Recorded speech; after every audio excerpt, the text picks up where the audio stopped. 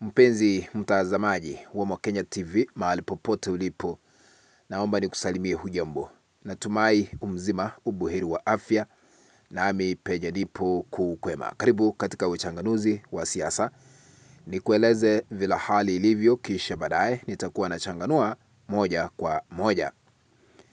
Baada ya serikali kupandisha bei ya mafuta humu nchini tarehe 14 usiku, bei ambayo iliweza kusababisha bei ya mafuta petroli kuongezeka hadi shilingi 200 na shilingi 6, na diseli kuongezeka kwa shilingi hizo hizo hadi lita moja kuuzwa shilingi 200 na shilingi 6, yaani kumaanisha ongezeko la zaidi ya shilingi 26 kutoka bei ile ambayo imekuwa kuanzia mwezi wa 3 tarehe 14 hadi mwezi wa 4 tarehe 14.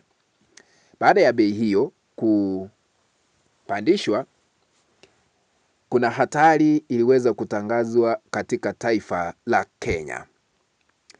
Mrengo wa upinzani ambao unajiita The Alternative Government ukiongozwa na kiongozi wa DCP Rigathi Gachagua aliweza kutangaza kwa Rais William Ruto na serikali yake kuhakikisha ya kwamba wameitana kikao bungeni kuhakikisha bei ya mafuta imepunguzwa, la sivyo wataandaa maandamano makubwa humu nchini kupinga bei hiyo ya mafuta na kuitisha maandamano ya kuhakikisha ya kwamba mambo ya uuzaji wa mafuta serikali kwa serikali G2G, mambo hayo yamekomeshwa katika taifa la Kenya. Lakini hatimaye Rais William Ruto amesalimu amri. Kivipi?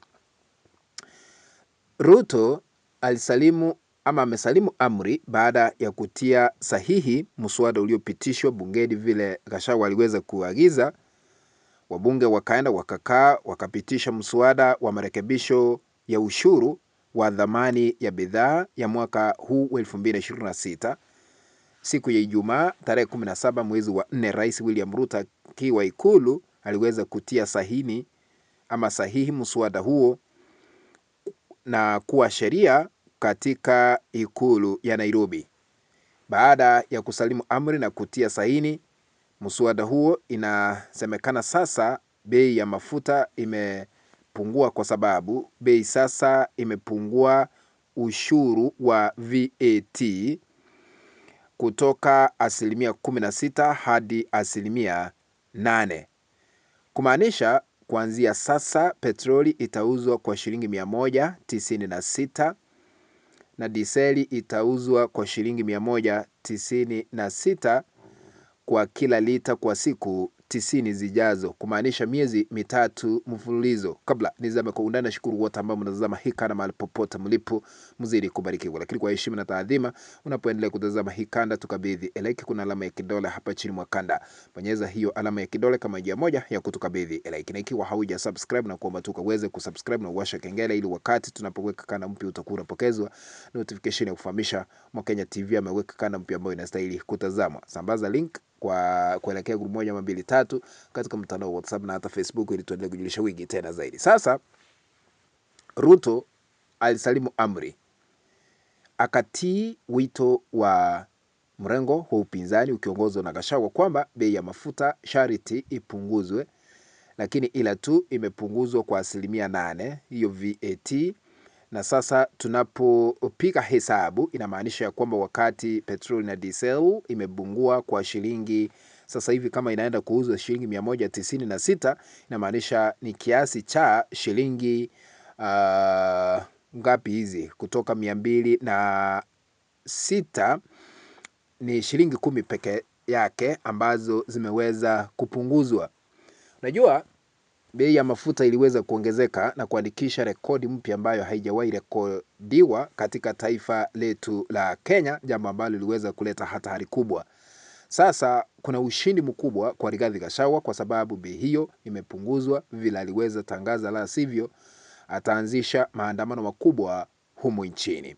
Lakini hata hivyo Rigathi Gachagua hajaridhika, ameweza kujitokeza tena na kutangaza na kusema ya kwamba lazima bei hiyo izidi kupunguzwa, sio kupunguza VAT kwa 8%. Asilimia ile yote ya VAT 16 inastahili kuondolewa ili kuokoa uchumi, ili kujali maslahi ya Wakenya wa kawaida ambao ni maskini, wanapitia changamoto za hapa na pale. Sasa Rigathi Gachagua anataka VAT ya asilimia 16 yote iweze kuondolewa. Unajua bei ya mafuta iliongezeka baada ya wakora wengine kujihusisha kwa biashara ya ununuzi wa mafuta, kuagiza mafuta pasipohusisha serikali, jambo ambalo liliweza kusababisha wakora hao watatu kujiuzulu kutoka nyadhifa ambazo wamekuwa wakishikilia.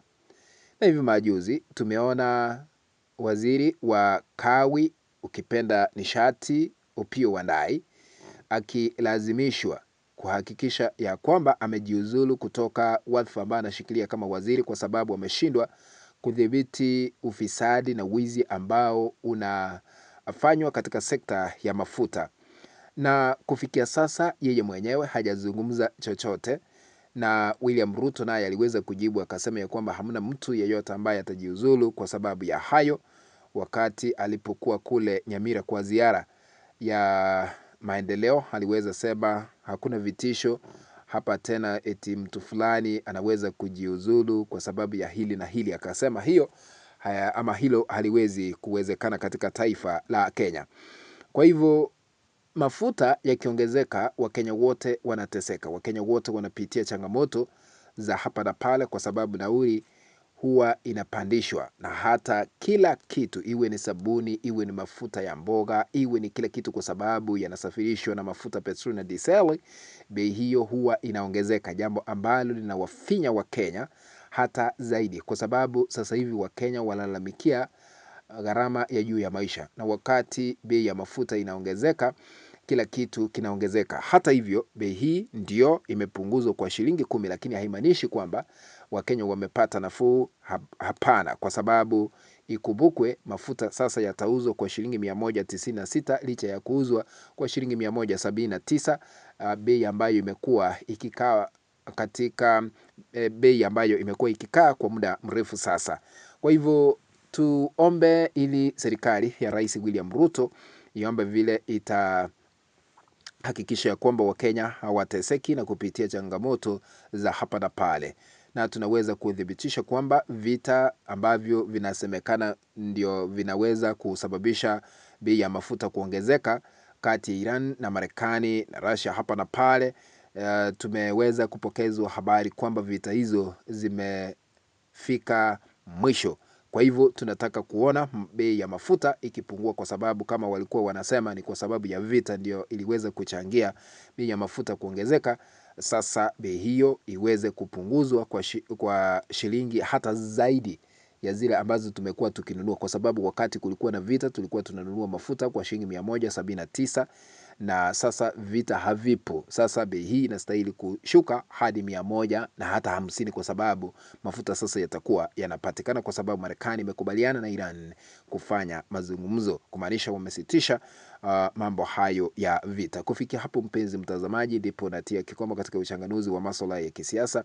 Tukutane katika kanda ambayo nitaitengeneza hapo baadaye. If you have not subscribed to our YouTube channel, I'm requesting you to consider subscribing by smashing the subscribe button that is down here. Once you are done, remember to turn on the notification bell so that the moment we upload any video clip, you'll be notified automatically that Omo Kenya TV has uploaded a new video clip to watch. Remember to share our content always to other WhatsApp groups and even on Facebook. That is how we can continue building this channel of ours, Omo Kenya TV. Be blessed. Let's meet in the next video. Bye bye, ladies and gentlemen. Thank you for watching. Adios.